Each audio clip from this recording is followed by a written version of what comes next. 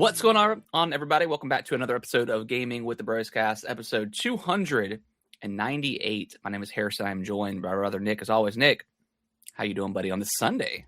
I'm doing good, man, on this rainy Sunday. Yeah, rainy, windy Sunday. Rainy, windy. Yesterday was kind of nice. Yeah. But feels like we're back in winter. I mean, we're still in winter, but it feels like we're back 2 weeks ago. Yeah, we had like a good run for like 70 degree days, like back to back. Like it was nice. And yeah, they are kind of back to, because I turned my heat off yesterday or the day before, and I forgot to turn it on last night because I was like, it's been so nice. I mean, I took my pants off, you know. The house was like 63 degrees this morning. I was like, I gotta crank the heat up a little bit. Yeah. It's a little brisky in here. But we got a fantastic show for you guys. We are going, of course, be talking about all of the crazy news that happened at the end of the week. Friday, Xbox tried to sneak in at the very end, the tail end of the news day, about Phil Spencer and the crew. So we'll talk about that. But Nick, how was your week? Week's been good. Yeah, I mean, I think I talked about this before. I abruptly departed last week, but in the process of getting me and my wife's son into his crib, into his room alone, and it was a struggle last week, but it's going better now. So yeah, it's been great. And then this weekend just kind of chilled out. Alicia's parents came over, and her dad helped me like filter out the water heater. Okay. So we plugged up a hose to it and essentially like let all the water, like drained all the water out and then recycled it essentially. It was gross. It is, yeah. We had to get one of the heating elements replaced a couple of years ago. Yeah, the water is pretty like all the sediment at the very bottom of it. There's like black, like almost rubber pieces, and we found those in our tub as well. That's why we started this process. We're like, what are these black rubber flakes in the tub that are smearing and staining the tub? Like we're bathing our son in there. Like we don't want to have whatever particles those are in there with them. So yeah, and who knows how long ago that was. I mean, previous owner, at least 4 years, because we've been here for about 4 years. But yeah, did that, and then just been, hanging out with the son and playing some games. I'll talk about it a little bit, but I had some, like, we put him down to sleep and then went downstairs. So I had some like TV gaming time for a little bit. So I, of course, booted up Assassin's Creed Shadows on Switch 2. Felt like that was that's a good TV game, Yeah, exactly. Yeah. So that was a lot of fun. But how was your weekend? It was good. We didn't really. We went out to dinner on Friday for our grandma's birthday. Went to a Mexican restaurant. So that was good.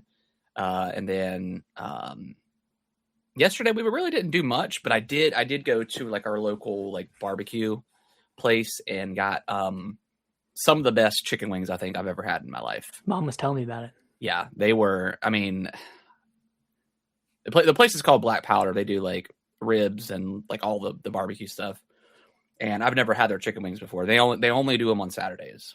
So normally by the time because it was early, because if you don't go there before like 3, they're gonna run out of food. Like it's that popular. Yeah. So I think I went around in like 2, and they had a bunch left, and I told them I wanted to go, and they packaged everything up to go for me, except for the chicken wings they brought out like on a regular tray. I guess the person making them didn't hear them, but they brought them out, and they were just like perfectly coated with barbecue sauce. And I almost told the guy, I was like, you know what, I'm gonna eat them right now. They knew. They knew if they showed you them. But yeah, they were. I mean, oh my gosh. I mean, what flavors? What flavors did you get? It's just like their traditional barbecue sauce. Like they have like a vinegar based sauce. But I did get those on the side for the because I got like some brisket and a rack of ribs and some pulled pork. Man, it was good. Making me hungry. Yeah, it was delicious. And I came back home and I put it in like our outside fridge, and that's what we ate for dinner that night. I just heated everything back up in the oven, and it was just as good. Like it was incredible. That sounds real good. Yeah, not gonna lie. Yeah. So it was a wet rub, right? Not a dry rub. No, yeah, it was a wet rub. Oh, yeah. And good and wet. Yeah, they were like perfectly like.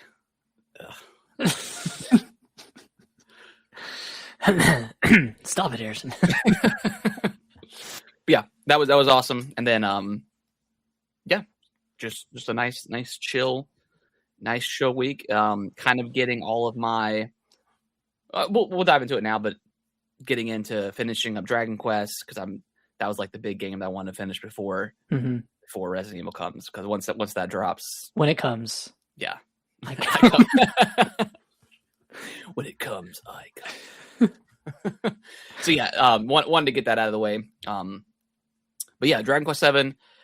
I texted you, and it could be just recency bias, but I think this is one of my favorite RPGs. It's not like, as far as difficulty wise, it's pretty easy. Like, yeah. This is like kind of baby's first RPG in a way. Like, I'm not taking away from like the game or the story or anything like that. But it is a very, very simple game. And towards the end, I was trying to wrap up some side quests and some other tablet things before doing the final boss, the final encounter. And I wanted to get more of the vocations maxed out. So what I did, I just cranked down the enemy damage. I cranked up my damage output, and then I increased, which I probably should have just done from the beginning anyways, but I increased the XP that I get and the vocation XP. Yeah, it's weird that the vocation XP is like capped. Yeah. Pretty sure 10's the max you can get, at least on the standard like slider or standard level. How much can you get when you turn it all the way up? Like 15 maybe. Okay, so not that much more, but yeah, that does make a difference. Yeah. Okay. So yeah, finished that up. I thought the story was fantastic. It definitely, like we talked about it last week a little bit, but just all the individual stories that you come across, the individual stuff going on between the past and the present, and then going back and seeing how things change like in the present time. There was like one island that I went to, and like the town was being attacked by these monsters, and then you defeat them, and then you go back to the present, and the town is completely destroyed, and you're like, what the hell happened? And you go back, and there's another monster that attacked, and then it kind of just escalated there. You go back to the future and present, or present and past, a few different times in this specific island. Oh man. And you're like, are these people like just doomed? Are they destined to be destroyed? And then you end up working everything out. But yeah, just a really cool game. And then the overall story itself, like very, very satisfying at the very end. Yeah, it's good times. Yeah, it's incredible. I've been loving it so much. I think I'm 17 or 18 hours in. I'm at the point where I have the second form of traversal. The cloud? Yes. Yeah. Oh, the magic carpet. The magic carpet. Yeah. That was in the trailer for the games. Oh, okay. Yeah. Okay. Yeah, the magic carpet. And also, this is like a freaking 15, 30, 20-year-old. I don't know how old this game is, but it's old. Yeah, I have that, and then I just did the quest line with the like the flooding, the island that flooded. Oh yeah, that one's really cool. Yeah, that was a fun one. But yeah, this game's awesome. I was really satisfied with the fourth character that you get, the permanent fourth character. Yeah, I was very happy to see that bloodline continue. I'll leave it at that. But yeah, I'm loving this game. The combat is so fun. Like you said, super easy, but it's also just really satisfying to play around with different vocation builds, since you can have two job classes at once. So you can kind of just stack up a bunch of different skills. Yeah. And my favorite one right now is the Thief, where you can poison an enemy and then hit him with the that one skill that does extra damage to poisoned enemies. And then you can kind of like stack it with like the special that the Thief has, where if you poison an enemy, you get to go again. Yeah. So you essentially get to do that 1-2 punch in one turn, which is awesome. So yeah, I liked one of the early combinations that I really enjoyed was when you get Rufus. Mm-hmm. When you get him, he's got like the Wolf Boy like vocation, so like he can kind of stack up like wolves that can attack, and then if you combine that with the Shepherd vocation as well, like you'll have wolves and sheep all attacking at once. Like it's pretty cool. Oh dang! Okay, I'm gonna try that. I think I have him as the Shepherd as well as the Thief right now, so I need to actually use the Shepherd skills. Yeah, it's pretty cool. It's pretty satisfying. But Yeah, game is excellent. What was your highly recommend it. What was your final hour count? So the Switch like time and like the actual in-game time is different by like 10 hours. So I think I'm a little over 40 for the in-game timer. Okay.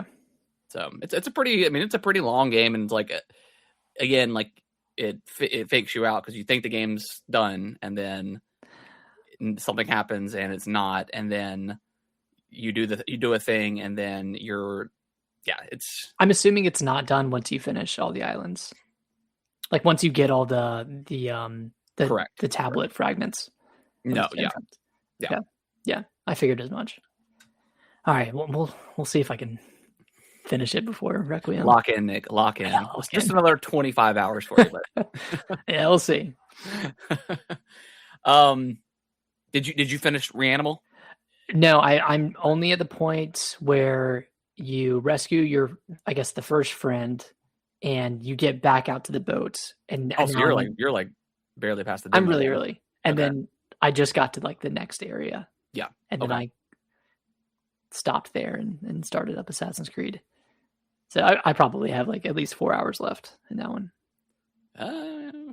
Probably not. The game's really? only Is it that short? It's like 3 hours long, dude. Yeah, it's super short. How many?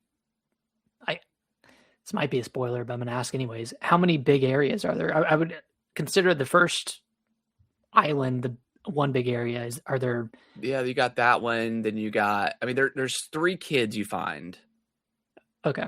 So there's 3 areas, and probably like a fourth. Yeah, the fourth one is probably like the best. Like it's pretty awesome. But yeah, Reanimal is great. I think it is the best of these types of games. If you really liked Little Nightmares 1 and 2, I mean, this is the spiritual successor from that same studio. Mm-hmm. And yeah, in comparison between Reanimal and Little Nightmares 3, I think Reanimal is a much better game. The co-op is a lot. Although I didn't try the co-op, is seamless. In there, the couch co-op is. You don't have to. It doesn't require you to have a second Switch or whatever the case is. So that's really cool. Yeah, the only thing I can really penalize the game for is it's so short, and it's $40 game, and it's kind of like the crutch of like horror games and sometimes horror movies where the ending is so obtuse, and it's like up to you to like kind of determine like what how it what's actually going on. Mm-hmm. I don't always love that. I like a finality, I like a solid, like, okay, this makes sense as an ending, other than having to go on a wiki or watch a YouTube video on like what actually happened at the end of Reanimal and stuff like that. Yeah. Now there is 3 expansions coming for this game. There is a season pass. I think they're all sprinkled out for the next year. So I'm sure they will continue on the story, or probably even not. They'll probably like be like a prequel or something that has nothing to do with the kids. It's probably going to be the 3 kids that you rescue. Exactly, something like that. But either way, I think it is really cool. Again, $40 for 3 hours. Pricing is all. I mean, it's subjective. It's subjective, but it's hard to recommend at 40 because it is so short. And there is some replayability with trying to go back and find like all the bunny statues and stuff like that if you want to get that, or all the masks. The mask and some other stuff like the concept art and stuff like that if you really want to go back and do that stuff. So if you ever find it on sale, I definitely think it's worth it, but at 40 it's just kind of hard to recommend. Was Little Nightmares 2 $40 as well, or was that one 30? I think that was 30. I think we split that one. We did. Yeah. But I mean, yeah. 40 is a bit tough for a game like this. Yeah. And it's not necessarily because it's horror, but just, because it's so short and there's like not a ton of like quantitative replayability, if that makes sense. Like with you're not going to be doing anything different. Like, yeah. And that's the thing, like with just a pure survival game like this, where you don't have any weapons and, there's really nothing to upgrade. It's like, there's not much replayability by itself. If that you are on the part there is weapons in this game. I know there's. I think I got like a crowbar. Okay, yeah. I'm assuming I don't get like a Glock or No, no gun. But yeah, the part you're coming up next when you're on the boat, you'll get a pretty cool weapon that's satisfying. Okay. Yeah, no guns or no balls in this one, but yeah. PlayStation users, look out. Cool. Sweet. And then I'll briefly just talk about I picked up Neva. The DLC for that game came out, I think on Friday or Thursday. Mm-hmm. But the game was on sale for $10. So I've always kind of wanted to play through that. So I put about maybe 45 minutes into it. It's really cool. It's a beautiful game.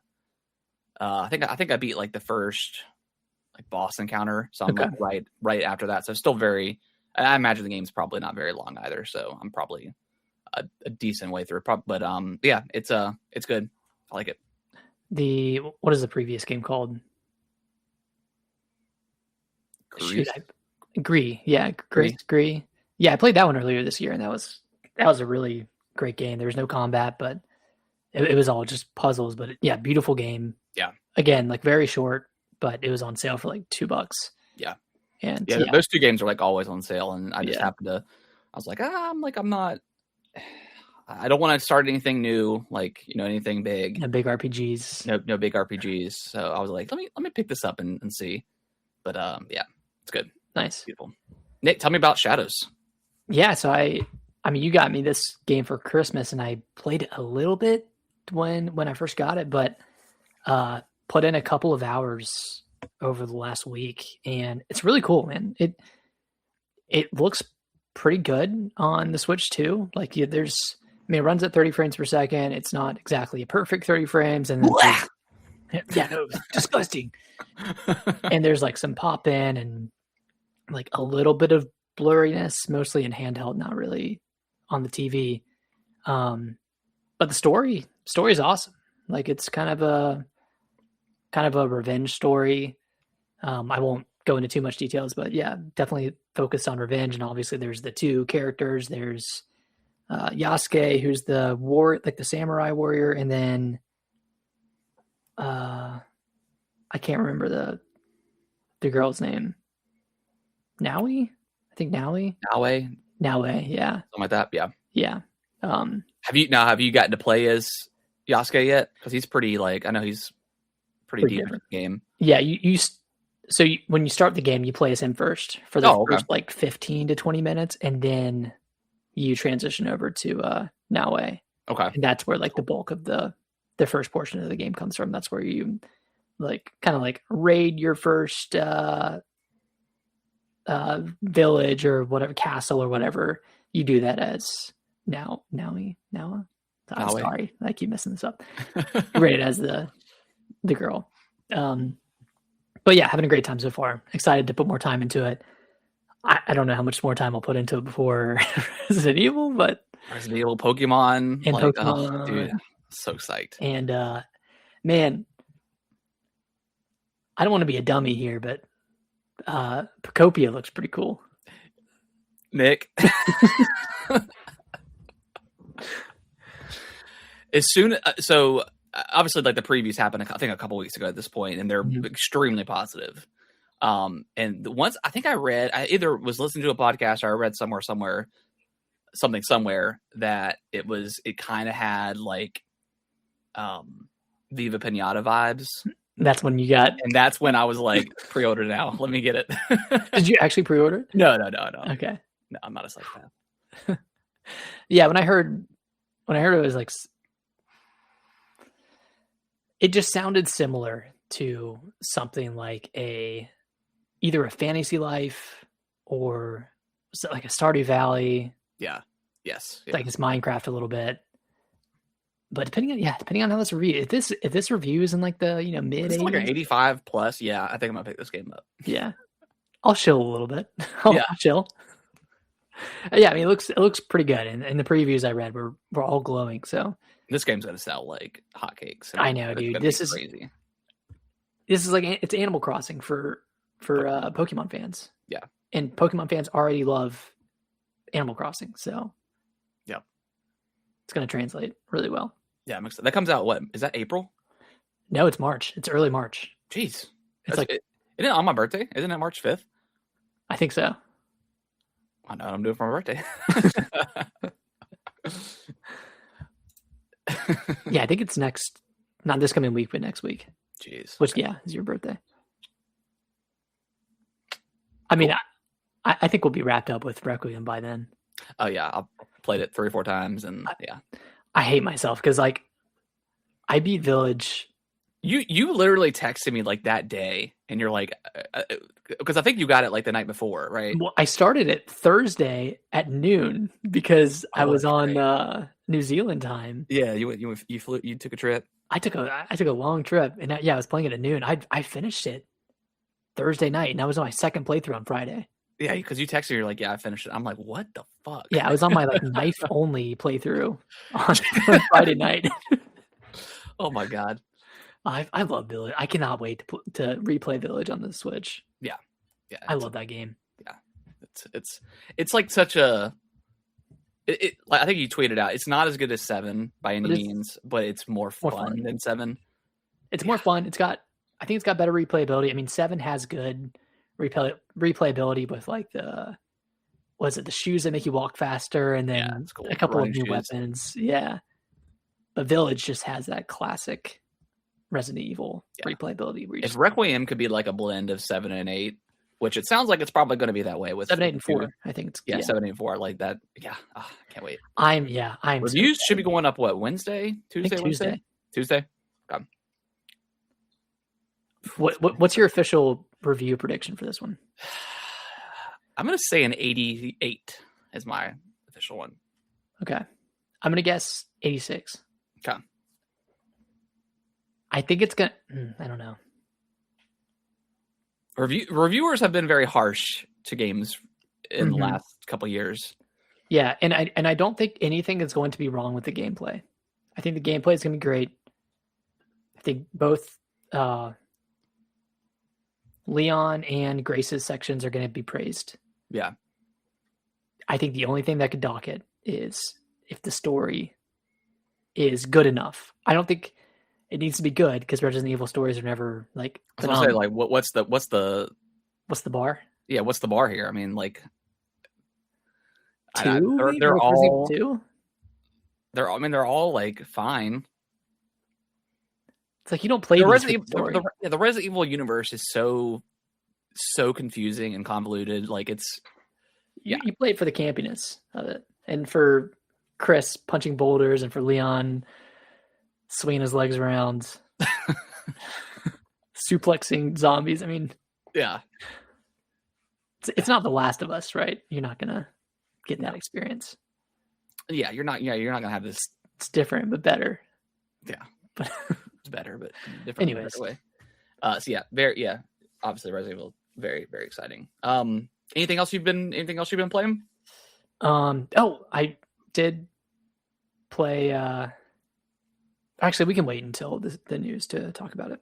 Oh, Xenoblade? Yeah. Okay. I did boot up Ocarina of Time yesterday. I did a little live stream for the 40th anniversary. We got to celebrate it because Nintendo, they won't.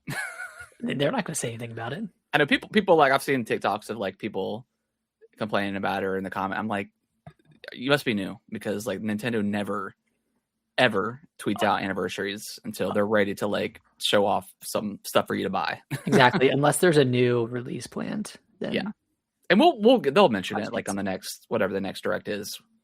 Yeah. So, I watched your 40th anniversary video while I was walking snacks the other day. Yeah. And your comment on Majora's Mask about it being underrated, it got me thinking, where would you rate Majora's Mask amongst all of the Zeldas? Like you said, Ocarina of Time is number 1, Tears is number 2. I'm assuming Breath of the Wild or Wind Waker is number 3. Where would you put Majora's Mask? Oh man. And like strictly 3D Zeldas, and I'm right now. Although I did boot up Wind Waker as well, like on GameCube. Yeah, on the GameCube app. That game is gorgeous, dude. Like it still holds up. Pretty. Like even on just the GameCube version, it still absolutely holds up. Which I guess it probably looks a little bit better than it would on the original GameCube. natively there, just because of it's an HD. But yeah, to answer your question, I don't know, top 5 maybe Majora's Mask. I think it's good. It's the darkest Zelda. Like I love the mask system in that game. I love all the different quests to get those masks. I like the time mechanic, like being able to slow down time and doubling up the time and stuff like that is really cool. Yeah, it's pretty good.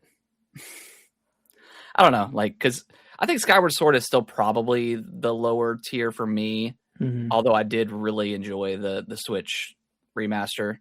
And I haven't played Twilight Princess and Wind Waker recent enough to, I don't know where I would place those. Yeah. I mean, I played Twilight Princess on the Wii U. Yeah. You did too as well, right? Yeah. Twilight Princess and Wind Waker, both of those. I mean, it's good from what it was still really good from what I remember, but yeah, I mean, the worst Zelda game is still one of the best games ever. So right. Yeah, it's the thing. Nice. Cool. When's the last time you played Majora's Mask? Was it the 3DS? Yeah, 3DS back in 2015. Yeah, that's a great. And, Jesus, 11 years. Okay. Yeah, it's been a while. Boot it up again. Yeah.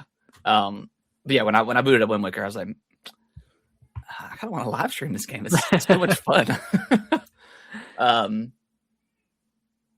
Yeah. All right. Well, you want to dive over into the news? Yeah, let's do it. Sweet. All right. Well, the first part of the poor news this week is Bluepoint is being shut down by PlayStation. They were working on a God of War live service game, and I guess it just never got to see the light of day, or PlayStation wasn't happy with its development. Canceled. Or it got canceled. Okay. Yeah. And Bluepoint hasn't put out a game since Demon's Souls back in 2020. Mm-hmm. This one shocked me. I think out of all the studios like Media Molecule or Haven Studios that's making fair games, this one was a pretty, I think, genuine shock for me. You literally bought this studio because they do remasters, and the one game that people have been clamoring for years that would sell at least 5 million copies. That would sell 7 to 8 million copies, maybe even 10, maybe even more. Bloodborne, and you couldn't get it done. I don't know. We don't know the behind the scenes between FromSoft and PlayStation. Right. You know, they may have not wanted to greenlit, but PlayStation owns it, right? They own the IP. Yeah. And I know they probably don't want to piss off FromSoft because, they don't, but damn, So I think I read that there is some context here. One, that Bluepoint was the one that pitched the God of War live service game because they were working on Ragnarok, or they were helping out with Ragnarok as a support studio. And they pitched this to Sony during the live service era. It got greenlit and then got canceled back in 2024 or 2025. Yeah. And then they had a few other projects in the works that I don't think any of them ever officially got greenlit. So they just didn't have anything in the pipeline. I'm assuming, Sony or PlayStation said after a business review, we decided to shut them down. I'm sure during that review, they just did not have anything greenlit in the pipeline, nothing that was going to come out in the next 3 to 5 years. Yeah. And for that reason, they just get shut down. I mean, the last game they released was Demon's Souls back in 2020. That did well. It sold over 1 million copies. I think it should have done better, in my opinion. Yeah. I don't think the PlayStation fans really showed up for that one. And then they did was it Shadow of the Colossus remake in 2018? Yeah, that one was good.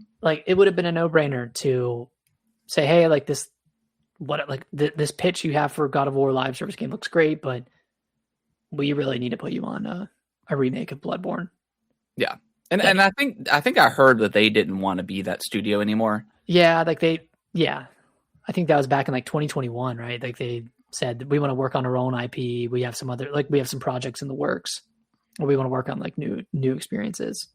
That's great, but you're kind of known for that, and you're really good at that. You're really good at doing these, remaster collections or remakes in full.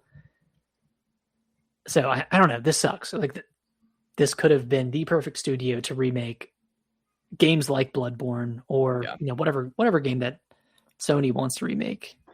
I hope Nintendo picks them up. Seriously, yeah, because isn't this primarily made up of Retro Studios devs? I think so. Pick them up and put them on. Yeah, I know they won't be able to go underneath the Bluepoint like moniker anymore because like PlayStation owns them, I guess, right? So like they would have to like sell them. Yeah, I mean this sucks. And again, it just kind of goes back to PlayStation's absolute fumbling of this generation, and this is, in my opinion, the worst generation they have ever had, and it's not even close. Jim Ryan's whole 12 live service games, and like we've gotten like what 2 of them, and what's the bug game? Oh, Helldivers. Like that wasn't even part of it. They just got extremely lucky, I think, with that game and how well that it did. Concord failure.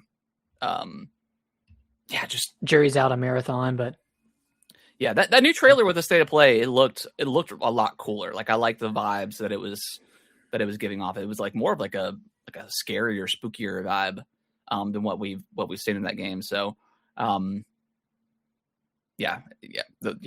jury's still out on that one, but we'll see how that comes together. But it sucks. Like PlayStation just they lost the plot this generation. Like you have one of the best generations of all time with the PS4. You have so many great single player experiences that this is what the PlayStation fan base loves and wants, and you're creating all these live service games that nobody's asking for. Like, nobody wants a God of War live service game. The God of War Ascension came out and that game sucked because it had multiplayer in it. I don't get it, man. I don't get it. Yeah, it's crazy. I mean, were they going to split up their player base between these 12 live service games and expect everyone to just suddenly have more time and money to spend endlessly on these games, buying cosmetics and stuff? It makes no sense. Like you're creating competition within your own company. Yeah. It's like crazy. Yeah. Insanity. Any final thoughts on Bluepoint? No, I mean, I'm hoping the best for Bungie with the launch of Marathon. Yeah, if that game doesn't do well, they could easily be the next studio to get shut down because Destiny has. I think their new expansion got delayed, but that game is such a mess that I heard that it's so hard to get into.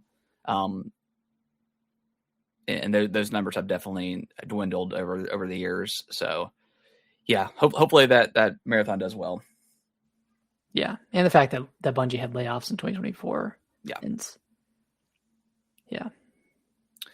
All right, well, let's go over to part 2 of the bad news for the week. So, Phil Spencer on Friday, Xbox announced that Phil Spencer is retiring in quotations, and Sarah Bond departs in quotations. Asha Sharma is the new Xbox CEO, and she is from, I've never heard of her. I'm sure, Nick, you probably have never heard of her either. She's from Microsoft's AI team. So that's already a huge red flag because nobody wants AI. And she even like tweeted out like, there's not going to be any sort of AI slop. And that's the term that she used.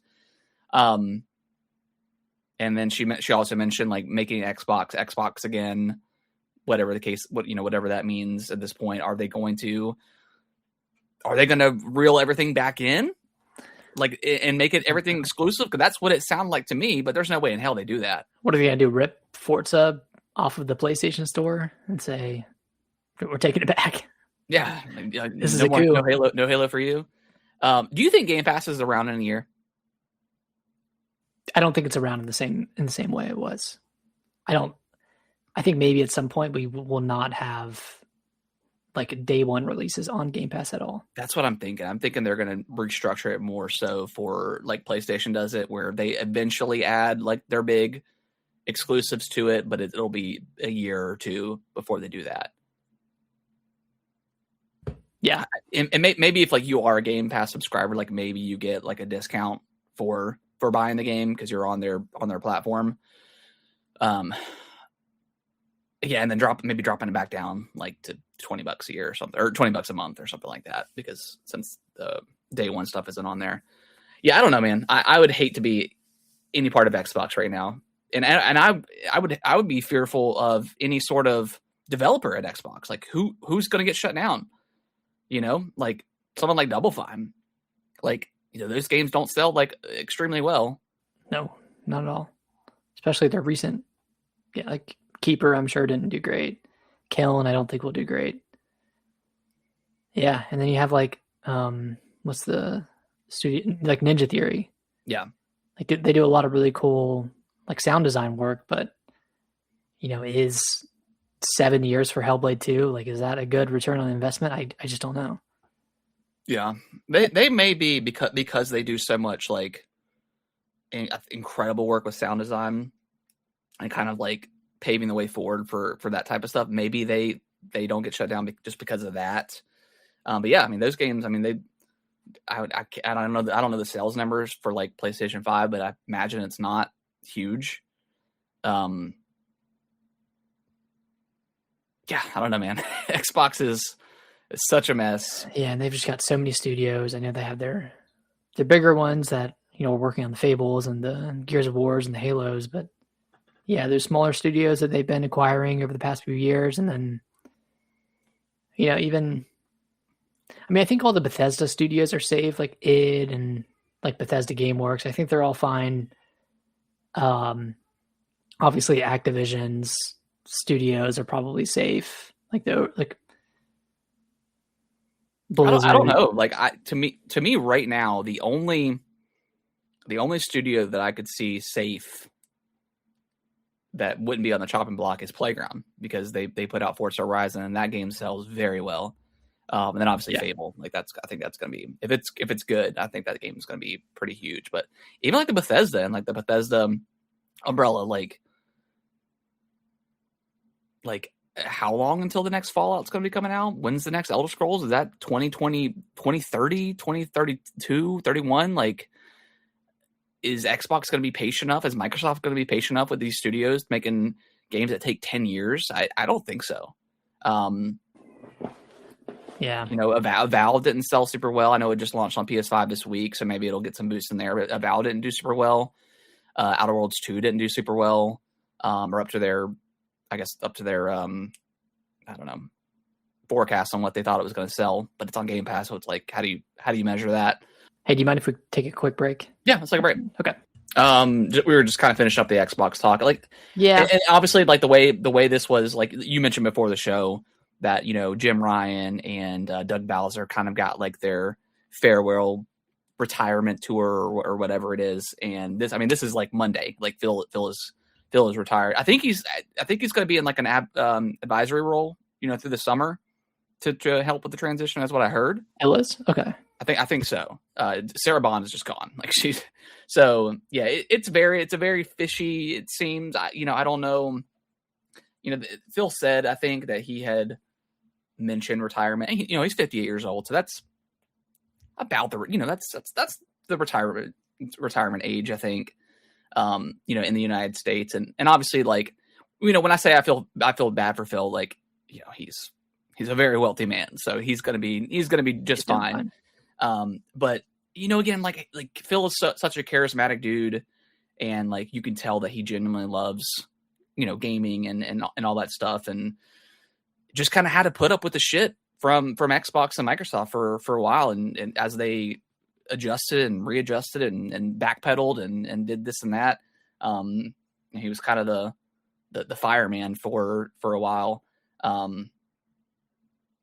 So yeah, it sucks to see him retire. If it's actually true, you know, and this is what he wanted, you know, I wish him a happy retirement. If he was forced out the way it kind of seems like, that also sucks too. But we'll see. And then Sarah Bond, like, she just quit. You know, we don't know if, I mean, it sounded like the whole plan was for her to take over Phil's job, and obviously that didn't work out. Maybe she found out, or whatever day that they were going to have Asha take over the role, and she was like, "Yep, I'm out." I'm like, I'm not going to be here anymore. So I don't know, man. It's a wild time in the Xbox universe. It's yet another story about Xbox that makes me not want to turn the console on anymore. Yeah, it's sad to hear. I mean, it's sad to see. I mean, yeah, Phil seemed like a good guy. He seemed like a guy, like a gamer's gamer, and just I don't know. I feel like he was done dirty a little bit. He said that this has been in the works since last summer, but you don't announce someone's retirement for the next business day, right? Like, yeah, it's crazy. Like their PR team is going to be like in overtime this weekend. Yeah, they're in crisis mode right now, and then just seeing all the interactions with the new Xbox CEO Asha on X, and seeing it's like is she real? Is she AI? like the responses seem very AI generated, and then her Xbox profile has only been active for a month, and it has 10,000 gamer score, which is just an astronomical amount. And apparently she was playing multiple games at one time. I mean, it's only 10 games, Nick. 10 games to fully finish. What are the games that she played? Do we know that? Like Halo. She got 1,000 I don't think she got 1,000 in Infinite, but yeah, it's just kind of strange. So yeah, we'll see. I don't know, man. Changing times. PlayStation's got to be so happy right now. Like they're like, yes, thank you, Xbox. Like, thank you so much. Yeah, we only had one day of bad PR, and now Xbox gets an entire weekend. And which is like, I think the worst time to announce something like why not have done that Monday? Yeah, because then it's just going to gestate. Yeah, and circulate all weekend, and then people are still going to be thinking about it on Monday. Yep. And they're going to be reaching out to Phil for interviews and reaching out to Sarah for interviews and trying to figure out what happened. A nightmare scenario for Xbox. So yeah, I mean, I'm still, we just think about the games, like I'm still excited for Fable. I'm excited to try Forza. Racing games aren't generally my cup of tea, but this one's in Japan. Like it looks beautiful as they always do. Mm-hmm. That's exciting. Like Gears of War E-Day, I am so stoked for that game. Even the new Halo remaster. I can't wait to get that on the PlayStation and and try that out. Hopefully it comes to Switch too. So the games are still there. Yeah, man, but God, it's just everything around. It's like I don't know. I know there's some sort of meme of like someone drinking tea and there's like explosions around or something. It's like I'm in my little bubble and I feel good. It's like they had a good January with the developer direct, and then of course they turn it around and have some sort of bad PR. That's their mantra, man. They can't just go a couple of months with good news. No, it's terrible. All right, well, moving on. Was it Thursday? Yeah. Xenoblade Chronicles 2, Xenoblade Chronicles X Definitive Edition, Switch 2 edition got announced, and it came out the same day. It's one of those man, if you are not a general consumer of Nintendo products, all this stuff has to be so confusing from looking out, from the outside looking in. But a $5 upgrade for the Switch 2. It's already available. And then there's a physical version coming April 16th, 17th, something like that. I like the Switch 2 editions. I think they're fine, but it adds to the confusion because it's you have stuff like Donkey Kong that just got a Switch 2 version or, upgraded. That was completely free. It added a new playable character and I think it added another mode or two. This one, the Xenoblade Chronicles Definitive Edition, it's a $5 upgrade. There's no new content. It's just a 4K upscaling, 60 frames per second. I did play it. I did pick it up. And I think it's number 3 or 4 on the eShop right now for that upgrade. I mean, it looks great. It runs extremely well. This is exactly what I wanted for this game. I will be playing this after Resident Evil, of course. I'm not going to jump into yet another, 50-hour RPG. I'm not going to do that to myself before Resident Evil comes out. But yeah, and then you have the $80 Switch 2 or the $20 upgrades. It's got all the DLC with the 4K. It's so confusing. It's I know we're all about variable pricing and stuff like that, but I think a lot of people were also a little bit nervous too. It's okay, the Xenoblade Chronicles X is that going to be like a new precedent for? Are they just going to start charging $5 for everything going forward? Because there's no new content in this one as well. You know, there's no. At least all the other ones have had some sort of new something in it, right? Like, yeah, it's a little. The Animal Crossing one was a little weird because that one does have new content. That one does have new content, and that also came out for the Switch, but you had to pay $5 to get like the 4K stuff.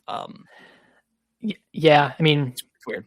My guess is they'll do this for at least Xenoblade Chronicles 2, and I bet it'll be a $5 upgrade just because that game needs a good amount of work, especially in handheld mode, because it ran at like 480p. Yeah. And looked like shit in handheld. So that they used to do a lot of work there, bump up the frame rate and then bump up the resolution. Do you think if they do a Xenoblade Chronicles 2 Definitive Edition, Switch Edition, do you think it'll include Torna? That's the thing. I don't know. Because that was a $40 expansion. Yeah. I don't or do you think it'll be? There's no way they charge like $90 for that. Like that would be. Yeah, I think it would be separate. Maybe they would also offer a $5 upgrade for Torna. That bumps that one up to 4K 60. Because Torna is like it's a separate game, right? Yeah, you can buy it and play it separately. Yeah, maybe they do that. Maybe I don't know. Do you think we ever get like the Breath of the Wild or Tears of the Kingdom style, like just included in NSO again? Like we haven't had one since those two, right? No. Yeah, probably not. I don't think we will. And those are $10 upgrades. Yeah, those are $10, and so yeah, it's all over the place. That's just a resolution and frame rate bump. Oh, and like the Zelda notes or whatever. Fucking DPS, which is cool, but kind of a weird precedent though. Yeah, it's getting a little bit confusing. Variable pricing. I mean, yeah. But the good news is right now, I think Xenoblade Chronicles X is like $40, like at Best Buy and stuff like that, and Target. So you could pick it up there for the Switch 1 right now, and then pay the $5 upgrade. So you could pay $45 essentially for that game. So I would definitely do that route. And then a funny story. I don't know what really happened. I was actually, I was up that night, and I just happened to scroll on the eShop, and I saw it on there, and I was like, "What?" You saw it firsthand. I saw it, and then I jumped on Twitter, and of course, Wario64 had already posted it. Yeah, and that's when I tweeted it out, and then I made like a quick little video. But yeah, the Fire Red, Leaf Green are now. So they went up on the eShop the 20th, and then like 1:30 in the morning, and then it was up all night. And then Nintendo and Pokemon Company the next morning announced officially that it is coming February 27th, Pokemon Day. So was that intentional? Was that accidentally went live in the shop and then they just like, screw it, we're just going to announce it here now and but they had the trailer as well. So I'm assuming. And it was during the afternoon in Japan. So it's. Yeah, I bet the eShop just went live like a couple of hours too early because you could pre-order it, right? So like it was meant to go up before the presentation on the 27th, but yeah, it probably just went up a few hours too early. I don't know how that happens, but yeah, I mean, so cool. Like I know people are like bitching and like, and I don't understand the need for people to tell you that you can just emulate these games. Like, I know. They I don't know, they like goon themselves to like, they're like, I must tell people that you can emulate. Like, yeah, I can go on my phone. I have the Delta app. I can play all these games, but I don't want to. You know what? I would rather play on a bigger screen than my 7-inch, 8-inch. And on an actual like tactile controller, right? Yeah. Like a physical controller. You can emulate any game you want. I just, and like, you could be a pirate and get any game you want for free. Like I get that, and if you want to do that, that is all you. I'm not going to judge you. Listen, I emulated Genealogy because that's really the only way to play it, right? If it was available on the eShop and I could play it there, I'd definitely do that because it would be a better experience than playing on my phone. Exactly. So I think it's really cool. Like I mean, the pixel art is my favorite. Like I think this is how Pokemon should be experienced. Mm-hmm. Again, I don't know if that's a hot take or not. I don't know how the Pokemon fans feel about the 3D era. I know a lot of people bitch and complain about the way they look, and they should, because they are very ugly games. I just personally, I've never thought that it's translated well into 3D. These games look gorgeous. The GBA games in general are like gorgeous looking games. They hold up so well. They're going to look really good on the HD screen. And you know what? People were also complaining that it's $20, but this is the first time these games have been re-released since they launched back on the GBA. Yeah. And look, it's Pokemon Company. These things could have been $40 a piece, $50 a piece, $60. Like they could have charged whatever they wanted to. I think max 30 a pop. Or it would have been like 40 a piece and then 60 if you like, 60 or 70 if you wanted to get them at a But discount. they were 30 when they came out on the GBA. You know what I mean? You can't go above that. Well, you could. Louis just mentioned too, said hold my beer. Wait, you're right. Okay. Skyward Sword said hold my beer. Never mind. So yeah, I think it's cool. I love these games, and again, if this was like Blue and Red, the original ones for 20, yeah, maybe not. No, but these are these are like they call it the ultimate versions of those games, and they definitely are. So yeah, very excited. It sucks that it drops on Resident Evil Day as well, but yeah, I would not be playing it that day. But yeah, I might boot it up. Yeah. So yeah, definitely plan on playing through those or playing through one of them. Mm-hmm. So pretty excited. Yeah, which one are you gonna pick up? I don't know. Fire Red's calling to me. I think that's the one I had back in the day. I'm gonna go Leaf Green. Yeah, I feel like it's not getting enough love. Yeah. And then I've got a couple other news stories, Nick. We can briefly go through them. I think this was maybe blown out of proportion a little bit, but earlier this week the High Guard website went down. Oh yeah, and it was down. It was down for a couple of days. Yeah, it is back up and rolling. And then the developer, obviously, they might have like the worst marketing team of all time because they just never talk about anything on Twitter. Well, they fired everybody, so yeah, that is true. Because they simply could have gone on and said, "Hey," because people were freaking out, like about is the game does that mean the game's going to be closing down soon? And people were scrambling to get the achievements and that. And it's like you could have simply just tweeted and say, "Hey, we're maintaining the website, like it's going to be up, it's going to be back up in the next day or two." They did eventually come back on Twitter and they had like a new trailer and like a new update for the game. And then weirdly enough, I don't know how this came from the website being down, but Tencent was found out to be the primary like backer of this game. So I don't think it was related to the website. I think it was no. Yeah, separate story. Okay. Yeah, it was a separate story, but like it kind of trickled down from like the website. I don't know. It was very weird. And then I wanted to. And then I don't know if you saw the video of Christopher Judge at the panel or whatever. Like someone, which I hate when people do that. They had like a microphone clipped to their, and I don't think Christopher Judge knew. But also, like you shouldn't be saying these things anyways, because. Someone asked him about, if he was in the remake trilogy. He said no. That's the other guy, TC Carlson. And then he's like no. And then he said something about like the combat was getting an overhaul in that game. And then he said for our game, which we assume is the next God of War, he's like we have plans to release news this summer. You'll hear from us this summer. Yeah. And then he backpedaled on Twitter and said, no, this is for a different project. Yeah, he's like, I work on other stuff. I don't just I work on other stuff. Santa Monica. You're lying, bro. Yeah. And we know he's a big talker. I mean, we know he's a big talker. I'm looking through the rest of the news here real quick. Obviously, we had Zelda's 40th yesterday. Not a droplet. I think they posted about like what are your favorite memories of some other game, which is like, why would you? It's annoying. But yeah, we knew they never do on Zelda's birthday.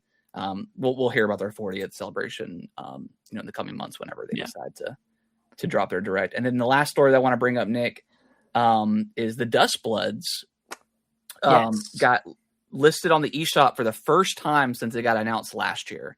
It appeared on the Australian Nintendo eShop And then also on a Finnish retailer website, it states that it's 27th. March 27th is the release date. Obviously, that is not accurate or true at all, because that's the final year of the fiscal year, like the final date of the fiscal year. And there's no way there was no way in hell that they would drop a game on that final date. That just makes no sense financially. But that could mean we're getting some news soon, or maybe there's something happening on the 27th of March. I think there were some Reddit ads as well for Dustblood. So the promotion is, I guess, ramping up. It's just not been officially ramped up on either Nintendo or FromSoft's side. Yeah. Well, so, we'll hear from it at the General Direct whenever that happens. Yeah, I thought we would be getting Elden Ring on Switch 2 before this one, but it might be the other way around. I don't know. Might be getting Dustblood sooner than we expected. I just hope we get more like content with Elden Ring, like more. I know we're getting like some like Zelda skins maybe. Yeah. Hopefully we get some more stuff. Like I'm not expecting full on like DLC style stuff, but something along those lines I think would be kind of cool. Mm-hmm. And then I'll briefly mention, and then we can wrap up the show. Resident Evil copies of Requiem are out in the wild. IGN reached out to us to inform you all that they are out in the wild, and tomorrow, Monday, they're just going to leak the games themselves. Yeah, they have a post ready to go. They're going to hit publish on Monday at 9 a.m. I don't. It's annoying that they've retweeted this thing like 7 times. I don't necessarily have a problem with them saying that copies are out in the wild, but you need to close down your comment section when. Yeah, if you're gonna post about spoilers for a highly anticipated game, you can't leave the floodgates open. Yeah, you can't. But I've been on a tear. Yeah, each time they post, your one post has like 50,000 views. Yeah, because everyone's trying to see these leaks. Like don't remind people, don't tell them. Or just do it the one time. Like, hey, there's copies out in the wild. Beware of spoilers. But then you keep bringing it up. And I read the article and it was like pointing you to. It's like, yeah, the leakers are out there. They're posting leaks on Reddit right now. I almost thought they were going to leak the Reddit thread, or like link the Reddit thread, but they didn't go that far. So we'll see. We'll see what they do next week. They're definitely having conversations behind the scenes. Like, do we do this? Do we post and leak this? Did we post the leaks? Well, you know why they're doing it? Because they're going to lose out on a lot of ad revenue for all of their like, oh, here's all of the endings to Resident Evil 4. Like those posts that IGN has, or those articles that they have. Yeah. They're not going to get as many views now because people already know what the ending is. Oh yeah, that's they're trying to pre-capture these views with the leak article, or at least like recoup that ad revenue. That's my straw hat theory right now. Yeah, that also kind of pisses me off too. Like whenever the same day a game comes out, really? Like IGN's already posting about like the ending stuff. I'm like, bro, like, can we give us the weekend before, like, you know? Yeah. I know I don't have to click on it, but I mean, sometimes they put spoilers like in their thumbnail for their stuff before. Like, it's like, dude, read the room. Yeah, like, man, IGN. Love to hate them, hate to love them. Good work they do, but just some of that stuff, a little bit much. Yeah, a little bit much. Anyways. All right. Well, I think that is going to wrap up the show. We appreciate everyone watching and listening. If you can review us on your favorite podcasting platform of choice, that would be greatly, greatly appreciated. Yeah. Nick, any final thoughts before we get out of here? We'll be back next week with Resident Evil Requiem, baby. Resident Evil Requiem. Cannot wait. Can't wait. When do you think we get the direct? Late March. You think March? Yeah. Definitely not next week. Yeah, I think it's probably time to abandon the February, like the June. I think that stuff has kind of gone out the window since the Switch 2, right? Last year. We just we got to give it up. Yeah, and then insiders and leakers, like just don't say nothing. Just shut up. Yeah, who was it that was peddling this one? It was Nash Weedle, but he was the only one that was saying it. Like, yeah, he's the most like unreliable leaker. Yeah, I mean, he's gotten some stuff, but I mean, I guess if you guess enough, you'll eventually get it right once in a while. Make educated guesses, sure, you can get it right. Yeah, at this point, like, unless it's Nate the Hate saying it, I'm not even gonna give it my 2 cents because it's probably not real. That's the best practice going forward. Just ended up being a Xenoblade drop. Yeah, it's something, but yeah. All right, guys. We'll be back with impressions of Resident Evil. I'm sure we'll be beating it 7 or 8 times before over the weekend. No, I heard this one's like pretty long, right? Like, heard it was as long as RE4. Yeah, which is awesome. Yeah, I'll take it. All right, guys. Bye bye. Bye bye.